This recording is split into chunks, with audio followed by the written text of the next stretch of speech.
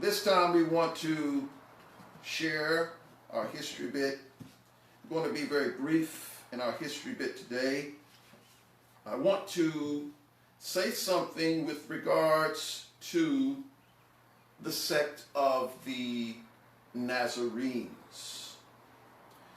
And the reason why we want to share something with respect to the sect of the Nazarenes, not that we have not ever said anything before with respect to the sect of the Nazarenes. We have in many different teachings and on other occasions.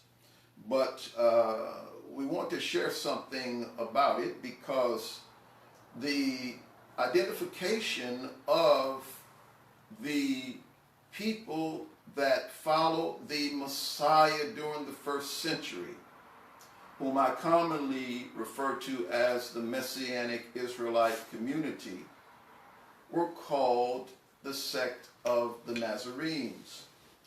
In the book of Acts, when the Apostle Paul is being interrogated and accused of speaking against the temple and the Torah of Moses,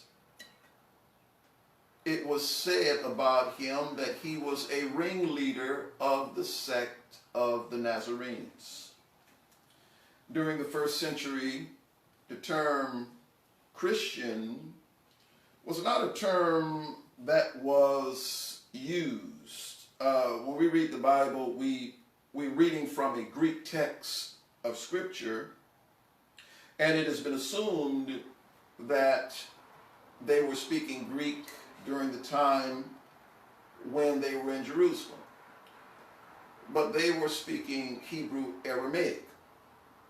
There are those who believe that our New Testament scriptures, as we have them, was first written in the Hebrew Aramaic language and then translated into other languages, which is a position that I take. However, that's not a popular position that is taken by many within the Western Christian framework, because the copies of the ancient documents that we have to us in the West are primarily in Greek. But the Syriac Orthodox Church holds to the strong view that when they received their scriptures, they received it directly in the Hebrew Aramaic language. And so we believe that the scriptures that came to us first in the Hebraic. So when the scripture talks about that they called them Christians, as we read in the Bible, in actuality, we need to think more Hebraically and understand that the term is Meshiachani, which means that they were regarded as messianics.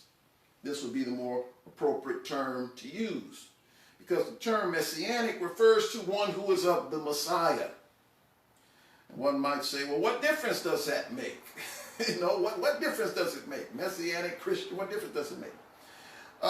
When we deal with culture and we deal with customs that has been understood in our present time with respect to what we call the Christian faith, there are some great differences when we deal with what the ancient messianic believers actually believed and practiced. And so we make these distinctions. The ancient messianic Israelite believers were called the Notzrim. For those who are not familiar with Hebrew, that's the Hebrew term that the Pharisees called them. They were regarded as the sect of the Notzrim, Nazarenes. Mm-hmm. When you read information in the Talmud, and who better to speak with regard to what they were identified as than the sect of the Pharisees, who became the Orthodox rabbinic Jews of today. Who would better be suited to know about their identification but them? Because they had direct interaction and persecuted them, because they were regarded as an Israelite Hebraic sect. But not only that, what we need to understand about the sect of the Nazarenes is that the understanding of them being a Hebraic Israelite sect also continued, because this same term is used in India and also in Ethiopia and in Egypt. In India, the believers there were called Nazrani. Now, Nazrani is a term that means one of the sect of the Nazarenes. And we're told about the church in India for the first 1,500 years of their existence that they practiced a form of faith that was Hebraic. They kept the Sabbath until the Portuguese came in. We also find in Egypt and in Ethiopia that they used a term to refer to themselves as being called the Nazrawi.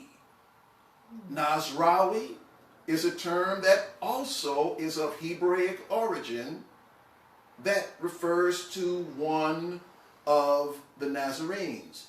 This was the term that they used in the ancient time to refer to themselves when they left the traditional Egyptian religions. They became, when they referred to themselves, they didn't use the term Christian, which is a Greek term. They used this term Nazrawi. So when we begin to understand our faith, especially as we go back into the ancient time, we must consider that terminology is a big thing. It does matter, because terminology expresses the connection and cultural context of the way in which they express their faith. But those in the North African region, which were heavily tied to the land of Israel, because you had a large Israelite community in Egypt and in Ethiopia, and the majority of Ethiopia was already practicing the faith of Israel before the Messiah came. So they refer to themselves as Nazrawi. So when we share this information about how our ancient Messianic Israelite predecessors referred to themselves, it is important that we understand this history. And there are many who probably would not see the significance in sharing it or the relevance, but I find great relevance in it because there is a history there that must be resurfaced. Because I am a firm believer that as a practitioner of the Messianic faith, that we should be authentic in our belief and in our understanding and expression of practice.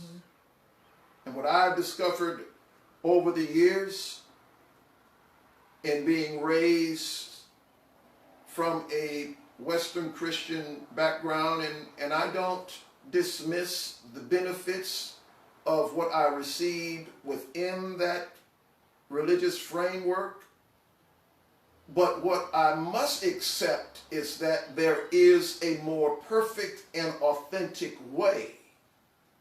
And as the Almighty is raising up individuals to help restore that and recover that, then we need to share it and communicate it with Zion. So I trust that this information has been helpful, and that it will cause those of you who are discovering more about the ancient faith to begin to find yourself having a desire to align yourself with the ancient way that Messiah and the apostles practiced their faith.